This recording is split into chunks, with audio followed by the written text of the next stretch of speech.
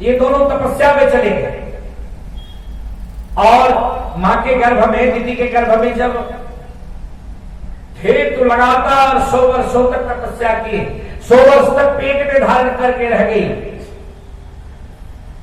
देवलोक शर्माने लगा, दिव्य तेज ज्वाला से सभी देवता जलने लगे, दिव्य प्रकाश बहुत भयंकर तेज निकला।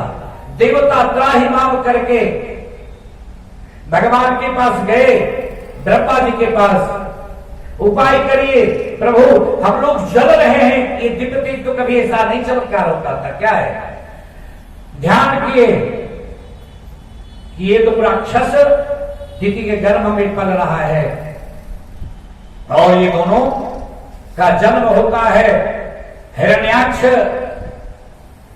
जाकर के हिरण्याक्ष के बारे में बताते हैं। हिरण्याक्ष अब जो है भगवान वराह भगवान उसी हिरण्याक्ष को लड़ते हैं, गदा से पहले लड़ते हैं। कभी भगवान हार जाते हैं, भगवान को लड़ने की इच्छा थी, वराह रूप धारण करके भगवान फिर पहुंच गए हैं अपने पार्षद से। वही पार्षद आज लड़ रहा है हिरण्याक्ष बनकर। भगवान हाथापाई करने लगते हैं।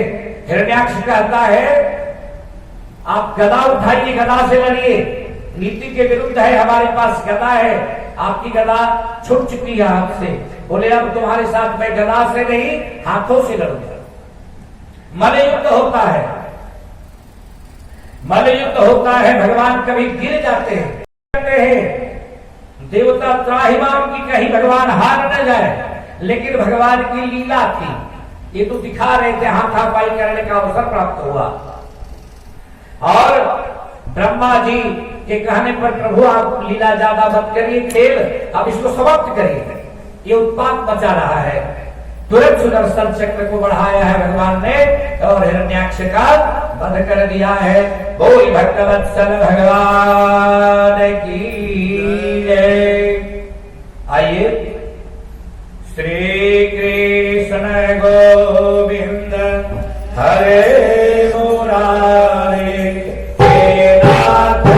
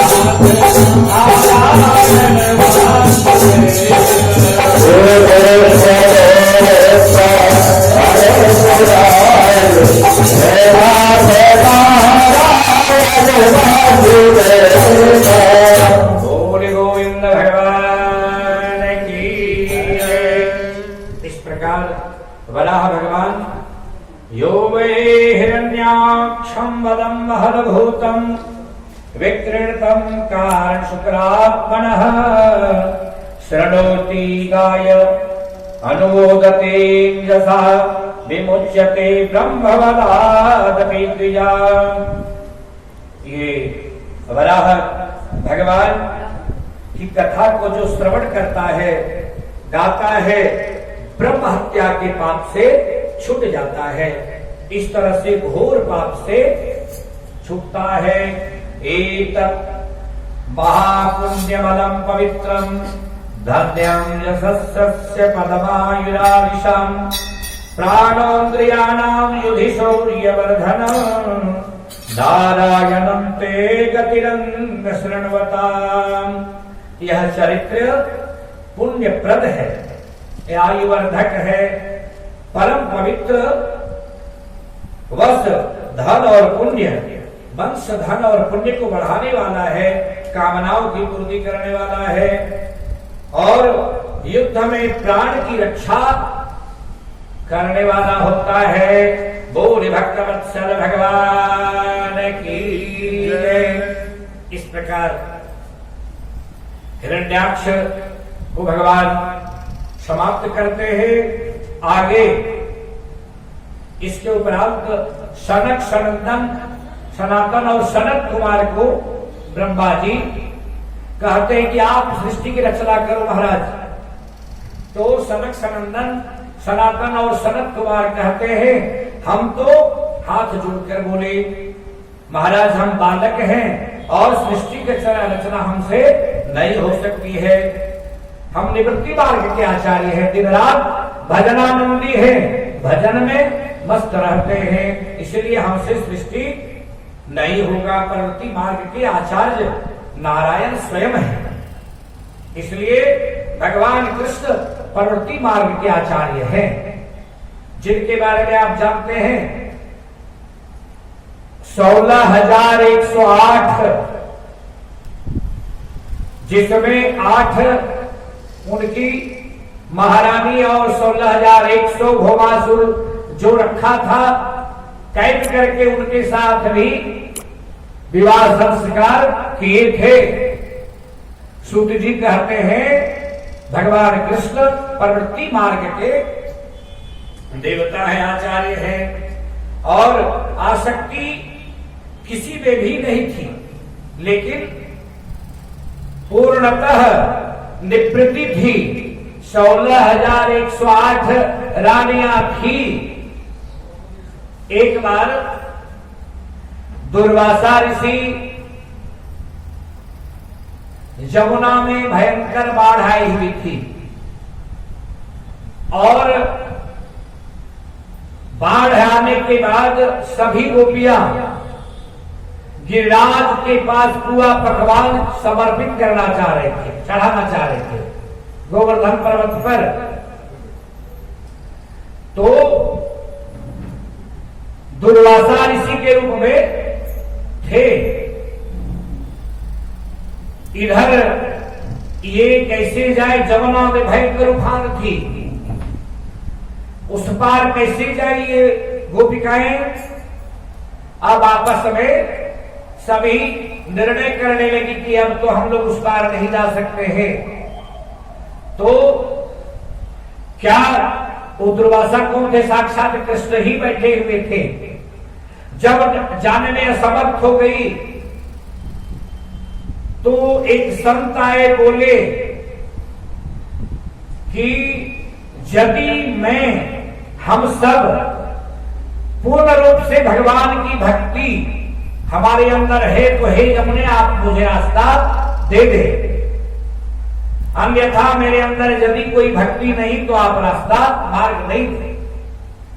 इतना कह के देखो, जैसे ही गोपिकाएं प्रार्थना की, यमुना नदी का उफान बंद हो गया, रास्ता मिल गया और गए वहां गिरिराज को पुआ पकवान मिष्टान में चढ़ाकर आने लगे। फिर वही तरह इसी तरह का उफान।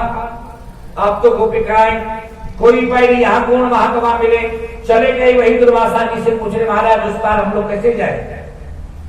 तो दुर्वासा ऋषि कहते हैं कि जाकर यमुना से कहो कि दुर्वासा दूब घास के सिवाय, दूब घास के रस के सिवाय यदि कुछ न खाए हो तो हे यमुना नदी तुम रास्ता दे दो।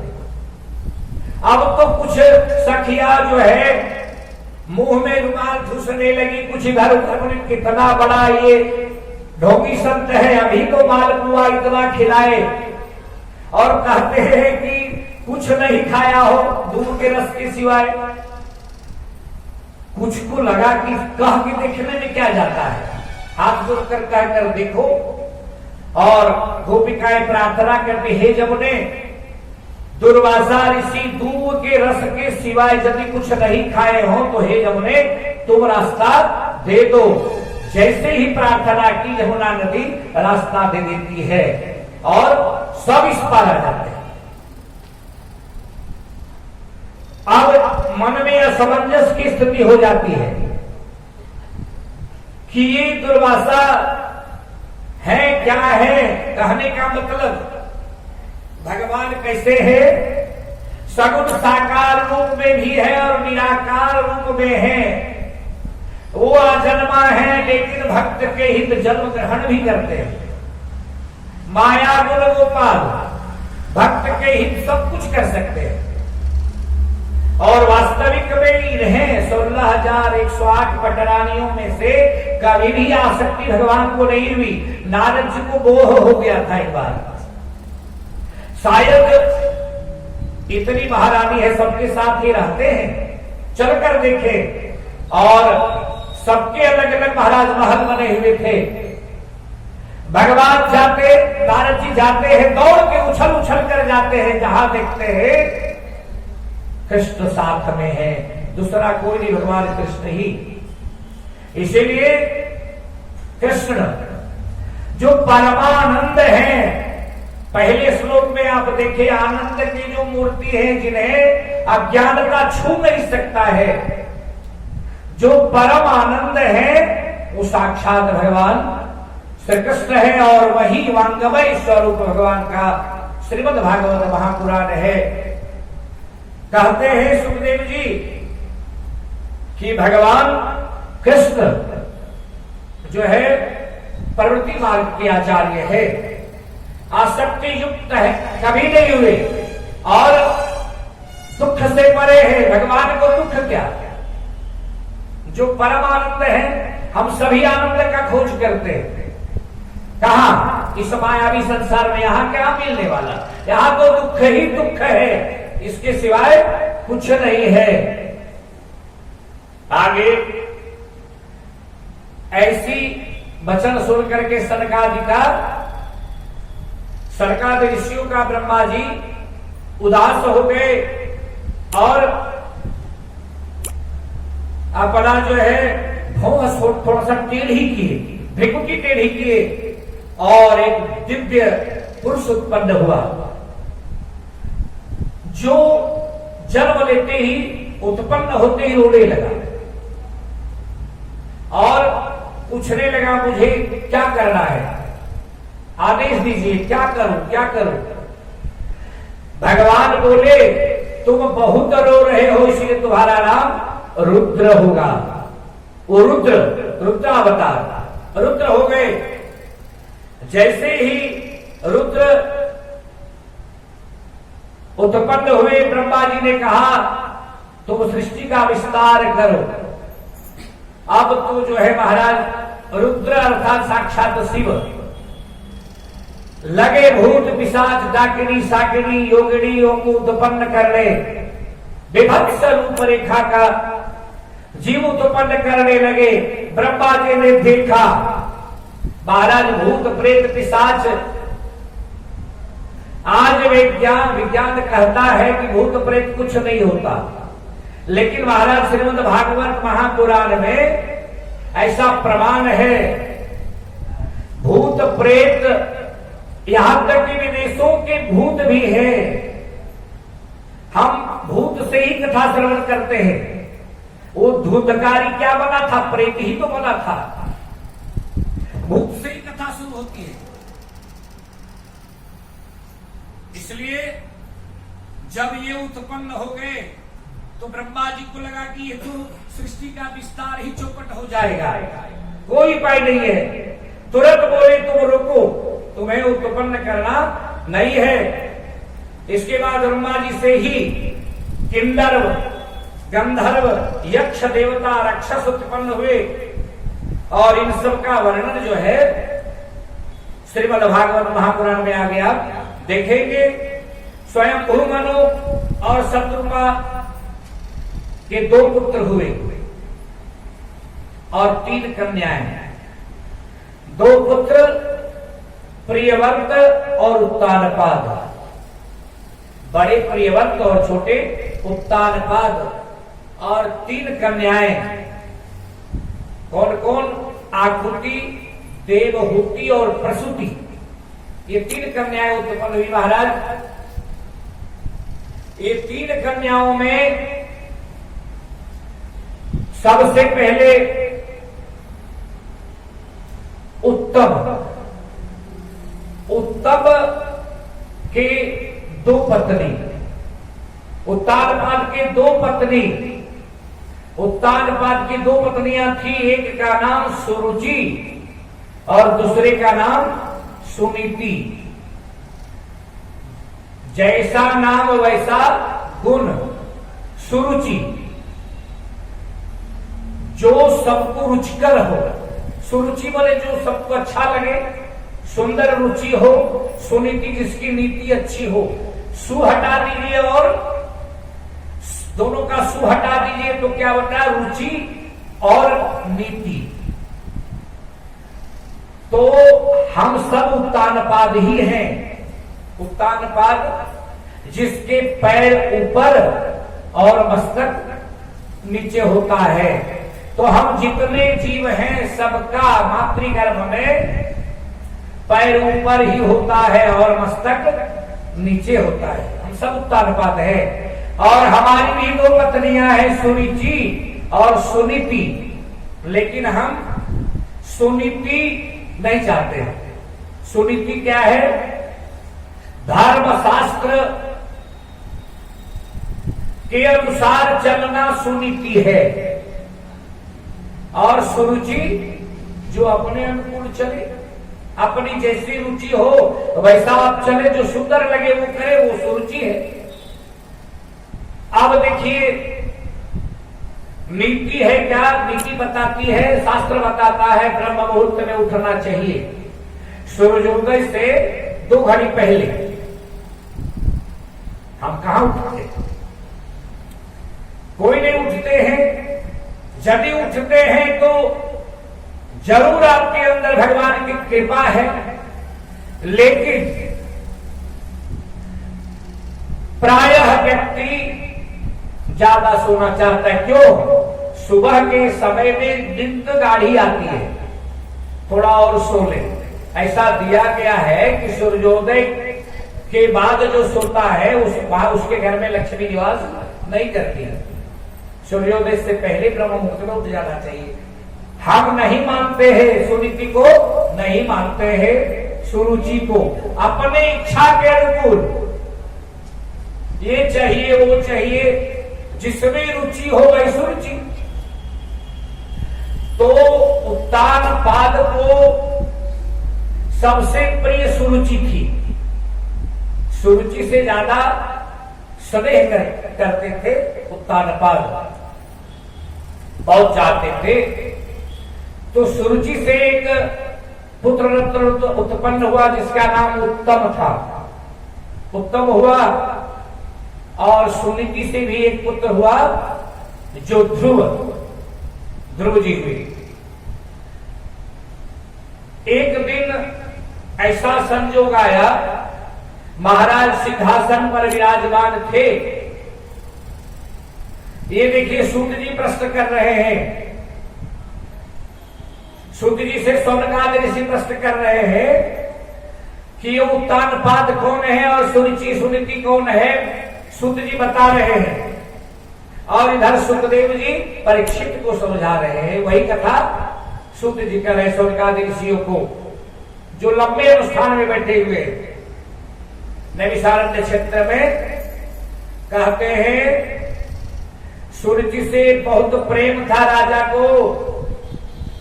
एक दिन सुनीति का पुत्र ध्रुव राजा सिंहासन पर थे। ध्रुव जी महाराज दौड़कर पितृस्नेह के कारण दौड़कर जाकर के गोद में बैठना चाहे, नजर पड़ गई सुरुचि की,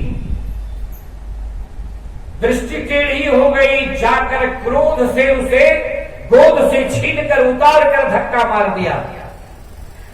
बोला तुम्हें इस सिंहासन के महाराज के गोद में जाने के लिए सुरुचि के गर्भ से जन्म लेना होगा, तभी तुम इस सिंहासन में बैठने योग्य हो सकते हो। जा हटो। ध्रुव की आयु 8 वर्ष की थी। बड़ा लगा, बहुत जोर से लगा, रोते बिलखते अपने मां के पास गए, रोने लगे। मां समझाई, बेटा इस पद के लिए, इस गोद के लिए तुम क्यों रो रहे हो? उस पद के लिए प्रयास करो जो कभी तुमसे कोई छीन नहीं सकता है। ये मेरा विश्वास है। ये मायावी संसार में इस सिंहासन पर तुम बैठना मत चाहो। तुम ऐसा अटल लक्ष्य प्राप्त करो, ऐसी भक्ति करो कि तुम सबसे उच्च पद प्राप्त कर सकते हो। अब तुम्हारा जितना जोर से ठेस लगा था, ध्रुव जी महाराज को बेचारे निर्णय करने लगे क्या करें, और मां को छोड़कर रात्रि में ही प्रस्थान कर दिए। कहां? रास्ते में जाने लगे। भगवान भक्तवत्सल है, दीन बंधु है, दीनानाथ है। रास्ते में नारद जी मिल गए जो भगवान के अवतार हैं। नारद जी ने ध्रुव जी को देखा, समझाया, बालक कहां जा रहे हो? सब कुछ पूछने के बाद कान में एक मंत्र फूंक दिया, तुम जाओ यमुना के तट पर मधुबन में जाकर तुम इस मंत्र का सप्ताह भर जो जप करता है वो सिद्ध हो जाता है। उसे सभी दिव्य महात्माओं का, दिव्य आत्माओं का दर्शन होता है। सभी गगन के सभी देवी देवताओं का दर्शन हो जाता है। जाओ बेटा, तुम्हें अटल लक्ष्य की प्राप्ति हो। ऐसा मंत्र कान में फूके। आइए दोबार उस मंत्र का जाप हम सभी करें। बोले गोविंद भगवान की। ओम नमो भगवते वासुदेवाय। ओम नमो भगवते वासुदेवाय। ओम नमो भगवते